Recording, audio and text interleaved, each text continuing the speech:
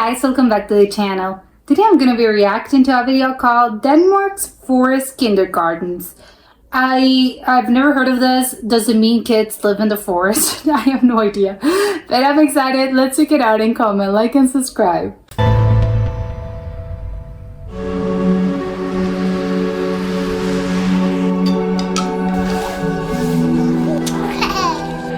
Oh my god, how cold is it?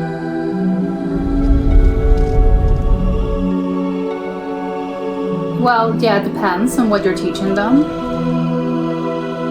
That's true. Up med jer. Okay. Up med jer. Oh my god, they're gonna freeze out here in the forest. I was very worried about the water. Yes. Once in a while, there's a child. I'm freezing. What did you think when you came from England and you first saw kids playing like this? It freaked me out. It freaks me out that that kid is literally climbing a tree. That's not normal. He has a knife. He's carving something. What? Kid's gone wild. Okay, yeah, sure.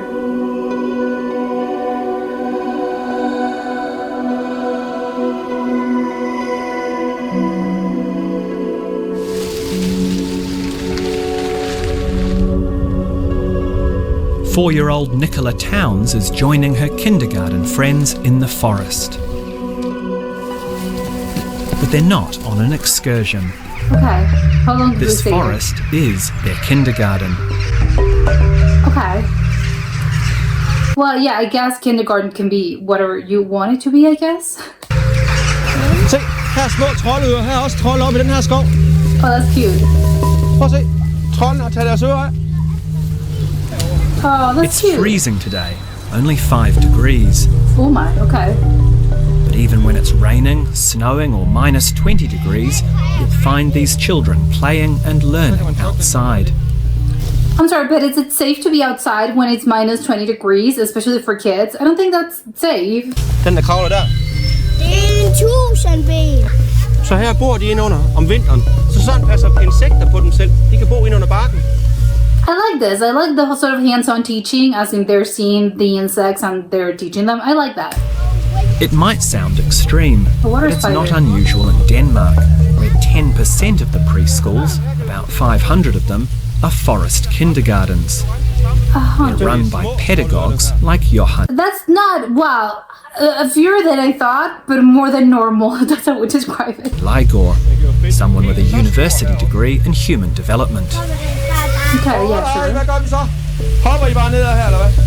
Is it just one teacher handling this? But I don't know how many kids are there, but shouldn't there be another kid teacher, I think? I løber bare. Just a lot of kids for one person, for one adult.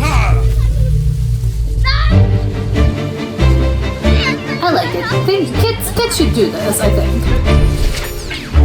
You have a lot of visitors come from overseas to see how you do things here. How do they react? They are thinking, what are we doing? Yeah. And when do you learn to go to school? And why there is no fence? And why? But do they do this every single day? I think this is just sort of, I don't know, once a week, a view every fortnight. I don't know what's the timeline here. Yeah, the kids should do It's important this. for young children to learn what it is to maybe be cold, what it is to be Well, wet. Not wet and cold. I think they know that, but it's sort of experiencing nature. I like that. And survive that. Well, to survive. Why should we survive nature? Hold on, we should survive the cold. My name's Jane William Sigfridson. I came to Denmark over 20 years ago and was amazed at the outdoor things that young children were doing, and I now live and work here. Jeg skal bare styre. Det her er et skib. Yeah, imagination. Jane's the author of Nice. a book on forest education in Denmark. Oh, it's called Forest Education. Okay. She's brought me to a forest kindergarten near her home outside of Viborg. He's in the tree and it's only a very thin sapling tree. It's very, very wobbly. It takes an awful lot of balance to sit in that and What use does he both call? hands at the same time. In an ordinary playground, they wouldn't have the opportunities to develop those physical skills. Jane runs outdoor But isn't it the same? You have seesaws on things. education workshops for teachers and carers from around the world, including Australia. While we've been talking, the kids have moved on to their next activity. So they have activities, it's not just roaming around. Yeah, of course. I'm thinking of recess. No, it's a recess. You're actually being taught something. You tell me this isn't as dangerous as it looks? No, is- it's not dangerous. The children have learned how to use the knives properly. So it's not seen as some kind of weapon. It looks dangerous, I have to say.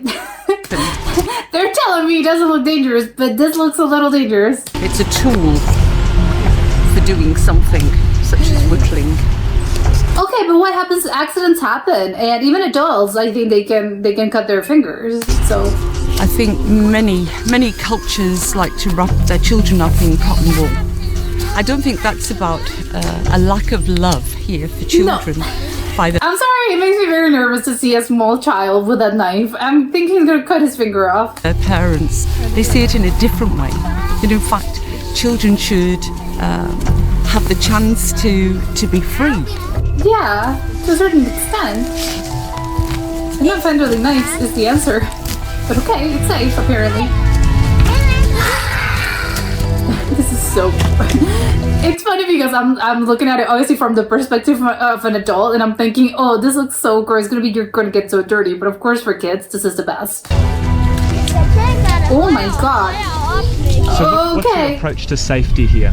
You have to use your Yeah, is no one gonna do anything? Oh my god, that kid is it's way too high. He can fall. brain, and if you trust that the kids, they can take care of themselves. Oh my god. Okay, I'm not untrusting them. It's safe, but accidents happen. Again, you can fall. Are you afraid of anything? No, that's I think I disagree. It's not about being afraid. It's sometimes it's healthy to be scared of things because it tells you, hey, something can go wrong. Not to a certain extent. To a certain extent, it's not, oh, I'm frightened to death and I'm paralyzed by fear. No, of course not. But sometimes it's healthy to have a little fear.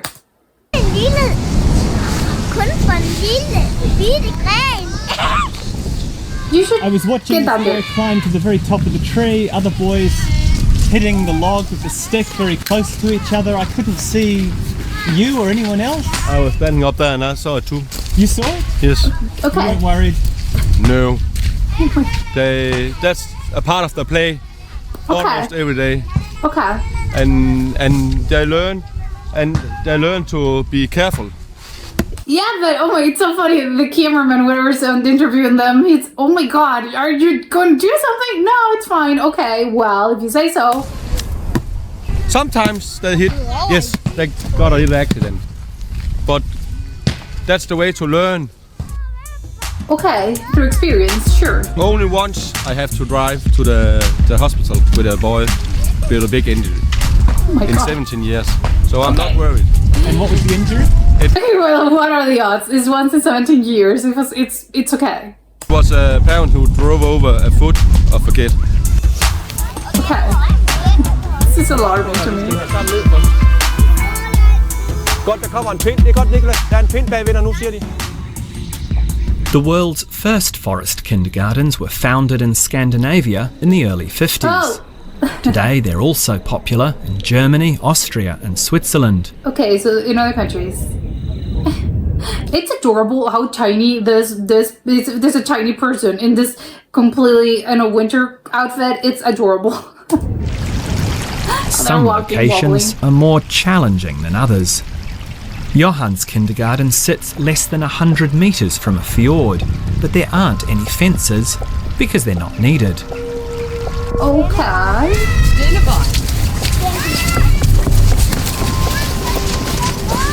Why do you stop here, Carl? Fordi her må vi ikke gå. Oh, then they pay attention. Man skal have en pædagog med deroppe fra, inden man går over.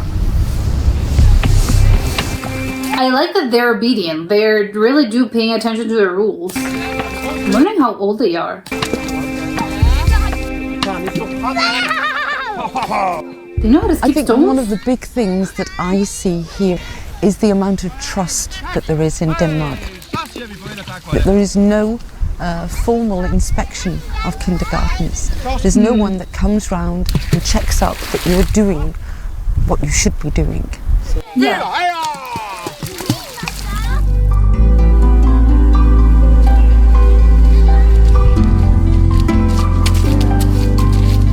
So you just pick your kid up. But how easy is it for parents like Nicola's mother Nadia to trust the pedagogues and their own kids? I know my sisters, so they can run down to the water. I was like, yeah, but they don't do that. You know, they know where they're allowed to go to. They don't. Yeah. You trust them. Do you think a lot of it's based on trust? A lot. Yeah. But I must say I'm happy that I'm not down here during the day, because I'm a bit worried when Emil crawls into the top of a tree. Yeah. So you're happy that you can't see it? Yeah, I am. It's good. She says, I don't want to see it because I'm going to get nervous, which you know, fair. Oh, I like this. It's adorable. At Nadia's house, I meet her husband, Paul. He's English. Danish forest kindergartens came as a big culture shock. Of course. In I England, bet. kids can be harmed in any way, you know, falling out of a tree or something like that. Then they won't allow it. There are just a handful of forest kindergartens in the UK. The US only opened its first in 2007. So did you do exist? That's surprising. Australia 5 years ago. What do you think it is about Denmark that they can get away with that, but they can't in England? It's hard to explain. I really don't know what it is about the Danes. It's just a very relaxed frame of mind they've got about things. Everything. Yeah. One of the main I reasons think you need to be relaxed in order to do this. Nadia and Paul have sent both Nicola and her 6-year-old sister Jessica to a forest kindergarten is their fear that the virtual world is distracting the girls from the natural one. As soon as they come home, all they want to do is play the iPad. That's what they want to do. Well, you know, that worries us that they'll do that. So we try to encourage them to go outside and play more.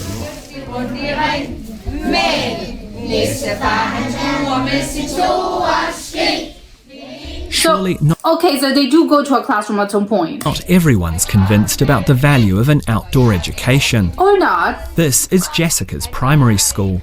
I've come here because I thought the teachers might be concerned at how kids from a forest kindergarten struggle to adapt in the classroom. Do you notice any difference between her and the kids who've come from normal kindergartens? Not at all. They are all prepared to go to school. My own son went to forest kindergarten. Oh, really? Yeah. So you never had any worries about how he would go at school with No, our children? not at all. What do you think about the idea that the children should be using their time in kindergarten to start to learn some reading, some writing, some maths to get ready for school? Yeah. I think this is work spoiled because they are not ready. You have to learn them to be interested in learning. Well, Over the last 20 years, the number of outdoor kindergartens in Denmark has roughly doubled. And Wow. now the forest gospel is spreading. yes, very Even popular. schools are looking to take the class outdoors. And now there's a lot of research been done that shows that children are less stressed, that children concentrate more, that children are ill less often, that their motor development is far, far better for being outdoors than indoors. Yeah, you couldn't do A lot this. of teachers is, getting, yes, I can, oh, it works. So I'm happy. He's like, I've been telling you this for 20 years. This place looks gorgeous, by the way. Okay, this was incredible. This is mind-blowing and very interesting at the same time. I think there's, I don't know, because I understand how obviously different cultures is very interesting to me, how different cultures sort of handle different things. And yes, I can see apparently, I don't know if it started in Denmark, they're telling me no, it's all over Europe. I think Germany, Netherlands, and I think it's been starting to spread to Australia and the UK and the US. But I don't know if it started, this concept, I think probably started in Denmark. And okay, on one hand, I am of two minds. I think ultimately, I sort of come to a point of I think there should be a balance. I don't know if I agree completely with the whole. Well, it's not really. It doesn't. I mean, I don't know. It's not really as an do you care? Do you care? Do you think this is okay? I don't think my sort of thoughts on this are that important. But I think because obviously what matters is what the parents believe and what obviously what they believe it's right for their kids. And obviously that should be as you know it's quite how I think parenthood actually I think should be, right? It's everyone's trying to do their best. They try to they'll do what I think they think is best for their kids. And that's it. And you really can't judge it, or you can't really, I don't know, sort of say, hey, say an opinion or sort of, because who cares, right? It's not your kid.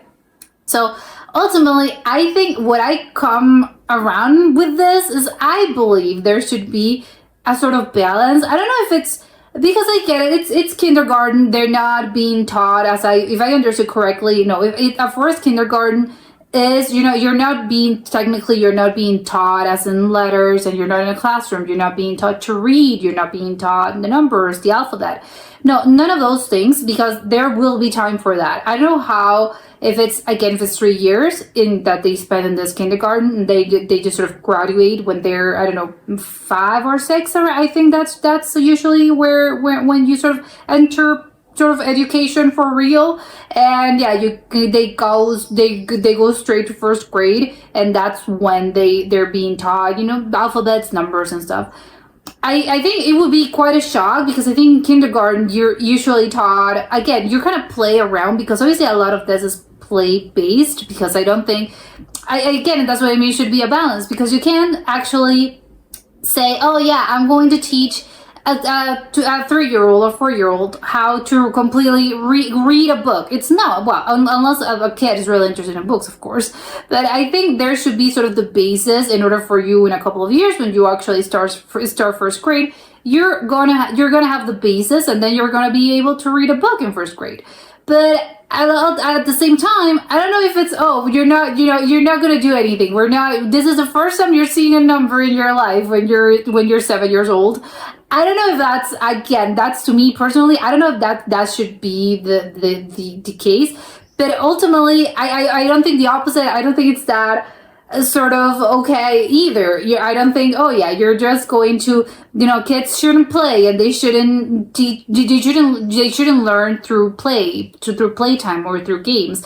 No, they're going to be stuck in a classroom, and they're going to be drilled with, I don't know, again, math and letters and stuff that I don't know what else you get taught in kindergarten, days of the week, how many months there are in a year, etc. It shouldn't be all that. Of course, the kids, because again, they're small kids, their brain's still being developed, and I don't think their brains can handle that sort of, that pressure as well of, you're being evaluated. No, of course not.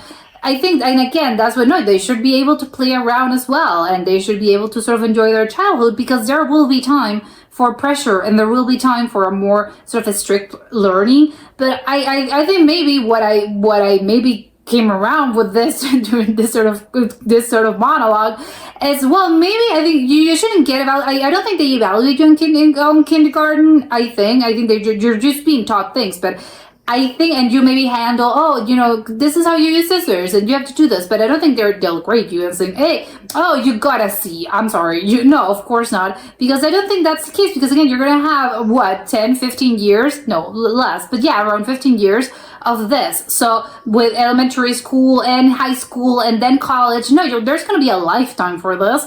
But not here. Again, the emphasis should be on playtime. But I think, again, not just playtime as in exploring and sort of learning the world through experience, which I think it's ultimately what really matters, because without experience, I don't think people really, you can try to teach people things, but I think ultimately what really makes things stuck in your brain is through experience, and experience in the world, and try to navigate the world, which I think I like that. And I really do like the part, I think my favorite part about this sort of this forest kindergarten experience is the fact that they're so attuned to nature. They're able to play around, they're able to run, get dirty, play in the mud, play with the dirt, with the trees, and hey, you know, this is an insect, and it's good because they're not being taught how to fear, for instance, insects. It's okay, it's nature, and you shouldn't fear it. And again, it's nice, that sort of touch, being that in touch with nature. I love that, and I think kids should definitely be able to do this. But I don't know if, okay, so you're not going to be, and besides that, you're not going to be teaching them how to read another language. I don't know, because again, you're not expecting them to be super fluent in another language by the time they're 5 or 4, unless obviously you have very specific circumstances and very specific kids. But I think, you know, you can teach them the basis as well as here's how to read. And again, that's why by the time you're 6 years old, you're able to read. And I don't think that's when, this is a book.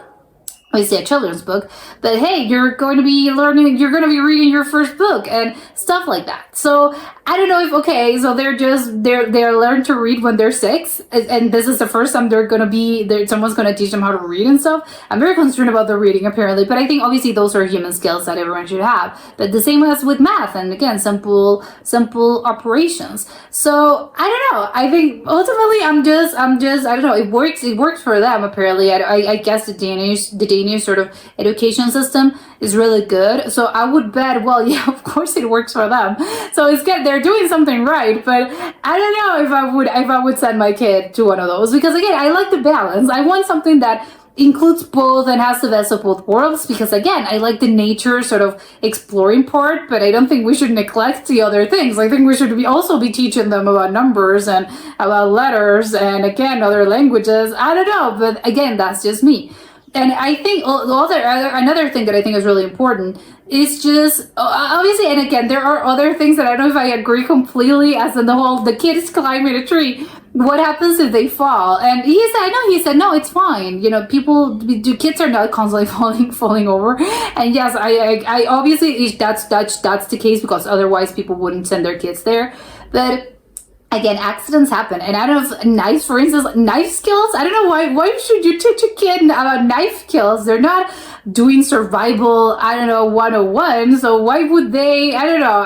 The knife situation is making me kind of scared. And again, the climbing on the trees, I think it's fine to let them explore. But again, up to a certain extent, it's okay. You can play around in those branches. And if you fall, I think sometimes it's not serious, and it's okay. You shouldn't make a big thing out of, oh no, you fall and there's blood. No, well, it depends. Again, you have to, as an adult, I think you have to know when it's a big deal and when it's a big injury and when it's time to be alarmed and when it's okay, you just get up and that's it. Because I think sometimes there can be, and that's really a problem, that I think a lot of parents and adults sort of overly, I think they're overly sort of coddling their kids. And again, it's sort of helicoptering parents and all of that, which is, they sort of tripped and it's, oh my God, and it's the biggest deal in the world. And then the kid starts just crying, and it's fine. You're not being, it's not a big deal. Just get up and that's it. So I think, again, there should be a sort of balance, and you should be able to understand when it's okay. You should be able to teach kids that accidents happen and you can fall, but it's okay. You know, if it doesn't hurt that much, you're just going to get up and you're going to continue your life. But, again, it just depends. I think this is a really difficult sort of subject, and there are no easy questions and answers, and there's no right or wrong. It's just whatever you think it's right, I guess. But yeah, ultimately, I think there should be some sort of balance. I don't know if the knife skills are, again, it makes me a little worried how life is in Denmark, that they're teaching kids how to use the knives for what specifically. And again, and the sort of climate of the trees, I'm a little concerned. So I don't know. It's really interesting though. And again, maybe I think also it works because I think maybe there's some particulars about Danish society, and obviously I think the teacher was obviously he's prepared for this. I don't know what kind of things they teachers do, and there's a way of they guide learning through a very specific way. But also I think especially Danish sort of education and sort of what they teach their educators and their teachers, it's gonna be some sort of way in which again the kids are very they're, you know, they know, yeah, we can't go in this place. They're very disciplined, which I think, again, it depends on the kid as well. I think sometimes even you can have the best education and the parents can be great, and maybe sometimes it just doesn't stick, and some kids are just a little, oh, I'm not gonna pay attention to this, but maybe, I don't know, but maybe child psychologists get involved. I have no idea, or maybe it's just the kid's personality. But yeah, I think there's a difference there. That's a cultural difference, and not all people have this. And I don't think, and that's, I think, why it works over there, because I don't think in other places, I think maybe this would work, but maybe, again, maybe it's just about the kid itself. And